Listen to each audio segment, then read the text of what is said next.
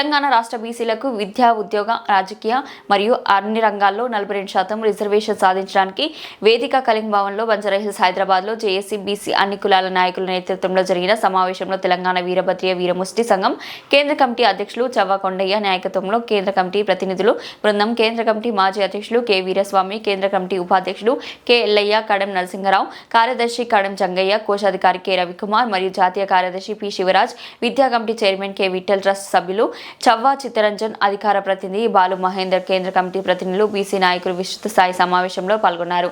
ఈ సమావేశంలో కేంద్ర కమిటీ అధ్యక్షులు చవ్వ కొండయ్య సభను ఉద్దేశించి మాట్లాడుతూ మన రాష్ట్రంలో ఉన్న బీసీలకు 42% రిజర్వేషన్ సాధించే వరకు పలు సమావేశాల్లో మరియు ఉద్యమాల్లో మా కేంద్ర కమిటీ ప్రతినిధులు బృందం పాల్గొంటామని అధికారికంగా ప్రకటన చేశారు.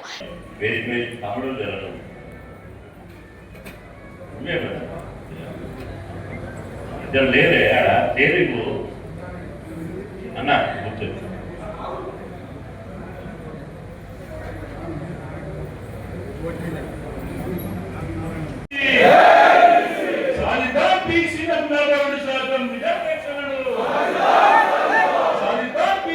చట్టసభల్లో రిజర్వేషన్లను రాజ్యాధికారాన్ని బీసీల ఐక్యత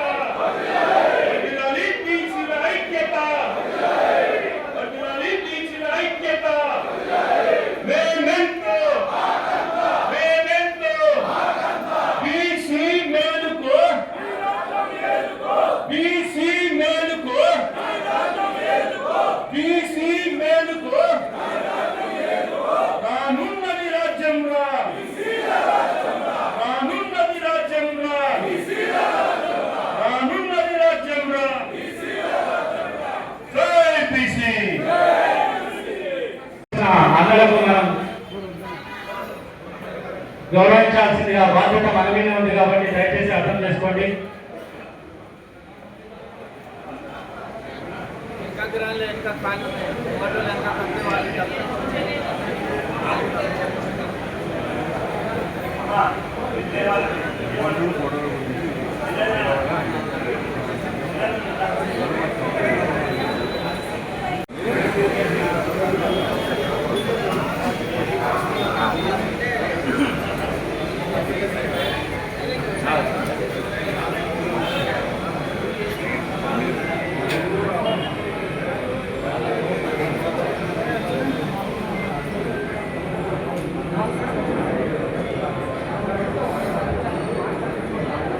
బీసీ మహిళా సంఘం అధ్యక్షురాలు మణిమంతరక్క గారికి మరియు గ్రేటర్ హైదరాబాద్ మహిళా సంఘం అధ్యక్షురాలు శ్యామల గారికి, సిద్ధాంతం శ్యామల గారికి మరియు మహిళా సంఘానికి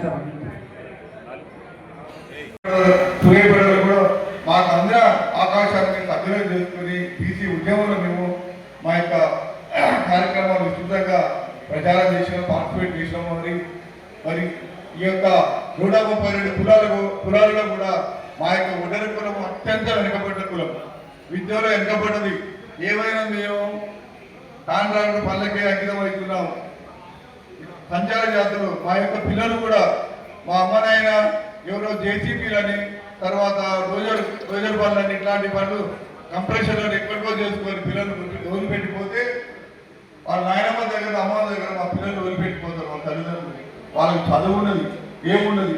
ఇలాంటి దుర్భరమైన పరిస్థితులు కూడా మా యొక్క సంచార జాతుల ఈరోజు పడి రైతులైన ఉద్యోగ కులస్తులు కూడా ఈరోజు కూడా చాలా వెనుకబడి ఉన్నారు. మరి రాజకీయంలో చూసుకుంటే మాత్రం అసలు శూన్యం. ఇంతవరకు ఎమ్మెల్యే కూడా ఇంతవరకు ఆవిడ గెలిచిన నాకైతే తెలియదు. ఎప్పుడో వెనకడుతా దయచేసి ఒకటి ఇక్కడనే తెలంగాణ ఉద్యమాన్ని పురుడు వస్తున్నారు. అప్పుడు అన్న ఈటల గారు మేము అందరూ కూడా చంద్రశేఖర్ గారు అక్కడ జేఏసీ, ఇక్కడనే జేఏసీ ఏర్పాటయ్యాయి. అన్ని పార్టీలతో జేఏసీ ఇక్కడనే ఏర్పాటయ్యాయి. నేను కో చైర్మన్గా ఉన్నా. తెలంగాణ వచ్చేటప్పుడు నేను ఆఫీసర్గా ఉండి కూడా 2 సార్లు నన్ను జైల్లో పెట్టిండ్రు, 2 కేసులు పెట్టిండ్రు. కమిషనర్గా ఉండి కూడా నేను 2 సార్లు జైల్లో, ఒకసారి వారం రోజులు ఉన్నా, ఒకసారి 2 రోజులు జైల్లో పెట్టింది. ఎంత భయపెట్టించినా మేమందరం ఉన్నాం, దగ్గర చూసినాం తెలంగాణ ఎట్లా వచ్చిందో. కనుక మీకు 2-3 సూచనలు ఇస్తే దయచేసి ఎవరైనా మీ మీటింగ్కి వచ్చినప్పుడు వాళ్ళని గౌరవించి వాళ్ళ నుంచి సలహాలు, సూచనలు ఇక్కడ రావడం అంటేనే మామూలు మాట కాదు, అన్ని వదిలిపెట్టుకొని వస్తారు. అడిగి పార్టీలను సిద్ధాంతం ఉన్నా అది మీ సిద్ధాంతం మొదలు తిప్పి వస్తారు. వచ్చినప్పుడు అందరినీ ఇన్వాల్వ్మెంట్ చేయండి, అందరినీ కమిట్మెంట్ ఉండవాలని, కమిట్మెంట్ ఉన్న వాళ్ళందరినీ ఇన్వాల్వ్మెంట్ చేసి ఒక మహా ఉద్యమాన్ని నిర్మించండి. ఇప్పుడు దేశవ్యాప్తంగా కూడా బీసీ అనేది, బీసీలకు రాజ్యాధికారం ఇవ్వాలనేది అన్ని పార్టీలు అంటున్నారు. రాహుల్ గాంధీ గారు అంటున్నారు, ప్రధానమంత్రి గారు అంటున్నారు, అందరూ అంటున్నారు. ఎందుకంటే కింద వేడింది కనుక అంటున్నారు. మరి ఇస్తారా ఇవ్వరా అనేది మీ ఆత్మ తెలుసు. ఎలక్షన్స్ వస్తున్నాయి కనుక వాళ్ళు అంటున్నారు, మనం గట్టి ఉంటే ఇస్తారు ఖచ్చితంగా. దయచేసి పెద్దలు జాతీయ శ్రీనివాస్ గౌడ్ గారు, సురేష్ గారు, కృష్ణ గారు, సమావేశానికి వచ్చినటువంటి పెద్దలు, తెలంగాణ ముఖ్యమంత్రి, పార్లమెంట్ సభ్యులు అన్న ఈటల రాజేంద్ర గారు, మరియు శాసనసభ్యులు అయ్య గారు, దుల్లి గౌరసింగన్న గారు, క్షమించారు అందరూ కూడా, నాగరావు గారు, నాగమూర్తి గారు, పేర్లు ఆలోచించారు కనుక అందరూ కూడా ఆయన ఇచ్చినట్టుగా ఎవరు విషయాన్ని మీరు భావించాల్సిందిగా మీ అందరూ కూడా కోరుతూ, జిల్లా నాయకులకు, రాష్ట్ర నాయకులకు, ఆ విషయాలు బీసీ జాతి గురించి తప్పిస్తున్నటువంటి మీ అందరి, మా గణేశారి గారికి మొదలుకుంటే మా శ్రీనివాస్ గారు వెళ్ళాల్సినటువంటి అవసరం ప్రస్తుతం ఏర్పడింది. మంచిర్యాల జిల్లా నుంచి డాక్టర్ నీలకంఠేశ్వరరావు వారి బృందం.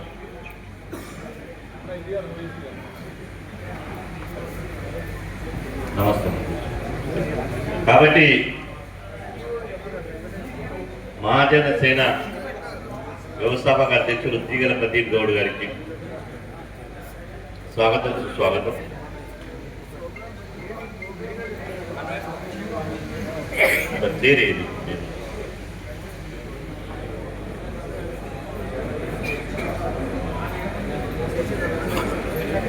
ఈ కార్యక్రమాన్ని ఇప్పుడు ప్రారంభించుకుందాం. దయచేసి నేను అందరి విజ్ఞప్తి ఏంటంటే, ఇంకా వందల మంది వస్తున్నారు. విషయం ఏంటంటే, ట్రాఫిక్ సమస్య ఒకటైంది, బయట పార్కింగ్ సమస్య రెండోదైంది. పాటు భవిష్యత్తులో చట్టసభల్లో కూడా మా మాట మాకు రావాలనే ఒక పెద్ద నిర్ణయంతో ఇలా హైదరాబాద్ లో నిర్వహించిన చేసి సమావేశానికి చైర్మన్ గా ఉన్నటువంటి డాక్టర్ శ్రీధర్ గారికి, సురేష్ అన్న గారికి, అదేవిధంగా కృష్ణ గారికి, మిగతా చేసి నాయకులకు, బీసీల ముందు బిడ్డ ఎంతటి వారితోడైనా కొట్లాడి ప్రతి చోట బీసీ కలబెట్టే మా పెద్దలు, మాజీ పిసిసి అధ్యక్షులు, మాజీ ఎంపీ గారు హనుమంతరావు గారు, ఇక్కడ వచ్చినటువంటి బీసీలందరికీ వృద్ధాభివందనం తెలియజేస్తూ, ఇది ఒక మంచి కార్యాచరణ. ఈ మూమెంట్ తప్పితే మళ్ళీ మన భవిష్యత్ తరాల్లో మూమెంట్ రాదు. మంచి అవకాశం వచ్చింది. అందరం కలిసికట్టుగా పోరాడి మనకు రావాల్సినటువంటి వాటాను సాధించుకోవడం కోసం ఒక కార్యాచరణతో పాటు పార్టీల ఖచ్చితంగా కూడా, కులాల ఖచ్చితంగా, మతాల ఖచ్చితంగా మన బీసీ బిడ్డలంతా ఏకమై రేపు ఏ రకంగా రిజర్వేషన్ 42% సాధించాలనే కార్యాచరణలో అందరి ఆలోచనలకు అనుగుణంగా ఈ చేసి ముందుకు పోతున్నందుకు నిజంగా ప్రత్యేకంగా ధన్యవాదాలు. ఇది ఒక శుభ సూచిక. అన్ని పార్టీలు కలిసి, మనం ఉన్నటువంటి సబ్బండ వర్గాలంతా కలిసి ఒక తాటి మీద మనం ముందుకు పోతే తప్పకుండా మనకు చట్టసభల్లో, స్థానిక సంస్థల్లో, విద్యా ఉద్యోగాల్లో తప్పకుండా సాధిస్తామనే నమ్మకం నాకు ఉంది. దానికి తోడుగా అన్ని పార్టీలను ఇందులో సమన్వయం చేసుకొని, అన్ని కుల సంఘాలను సమన్వయం చేసుకొని మనం ముందుకు పోతే తప్ప, మనం ఒక కులాన్ని విమర్శించి, ఒక పార్టీని విమర్శించి మనం కేసీని పలచపరచుకోవద్దు.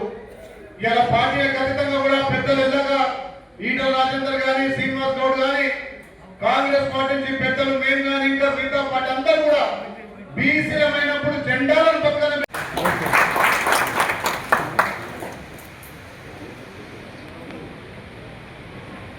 వేదిక మీద ఉన్నటువంటి పెద్దలందరికీ ఏమనుకోకుండా వ్యక్తిగతంగా అంతా తెలిసిగా వినగా నాకు అందరికీ నమస్కారం. నేను కొన్ని సూచనలు మాత్రమే చేస్తాను అనుకోకూడదు.